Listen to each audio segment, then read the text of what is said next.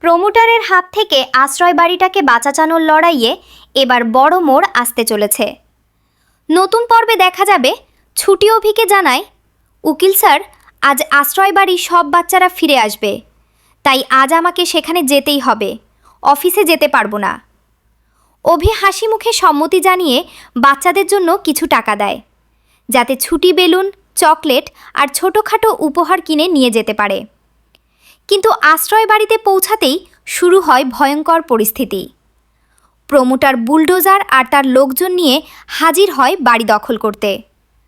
মুহূর্তের মধ্যে আশ্রয় বাড়ির পুরনো আসবাবপত্র, স্মৃতিচিহ্ন আর জিনিসপত্র বাইরে ছুঁড়ে ফেলা শুরু হয়।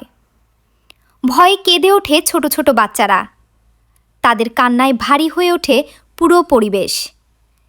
এই সময় ছুটি সবার সামনে দাঁড়িয়ে যায়। সে জানিয়ে দেয়, আশ্রয় বাড়ি ভাঙতে হলে আগে তাকে পিষে যেতে হবে। প্রমোটারও বুলডোজার চালানোর নির্দেশ দেয়।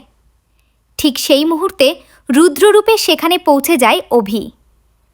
বুলডোজারের সামনে দাঁড়িয়ে সে প্রমোটারের পরিকল্পনা ভেস্তে দেয়। প্রমোটার দলিল দেখিয়ে আশ্রয় বাড়ির মালিকানা দাবি করলেও অভি এক নজর দেখেই বুঝে যায় দলিলটি জাল। সে সঙ্গে সঙ্গে পুলিশকে খবর দেয়। পুলিশ এসে জানিয়ে দেয়, আদালতের লড়াই না হওয়া পর্যন্ত আশ্রয় বাড়িতে কেউ হাত দিতে পারবে না। বাধ্য হয়ে রাগে ক্ষোভে প্রমোটার আর রুমা সেখান থেকে চলে যায়। সবাই চলে যাওয়ার পর ভাঙাচোরা জিনিসপত্র গুছাতে শুরু করে ছুটি। তার চোখে তখন শুধু জল। অভিও তাকে সাহায্য করতে এগিয়ে আসে। হঠাৎ একটি পুরনো বাক্স খুলতেই বেরিয়ে আসে অনেক বছরের পুরনো কিছু ছবি। সেই ছবির মধ্যেই একটি ছোট্ট মেয়ের ছবি দেখে অভি স্তব্ধ হয়ে যায়। ছবিতে দেবদত্তবাবুর পাশে দাঁড়িয়ে আছে মাথায় ব্যান্ডেজ বাঁধা ছোট্ট পরী। অভি অবাক হয়ে জানতে চায়, এই মেয়েটাকে?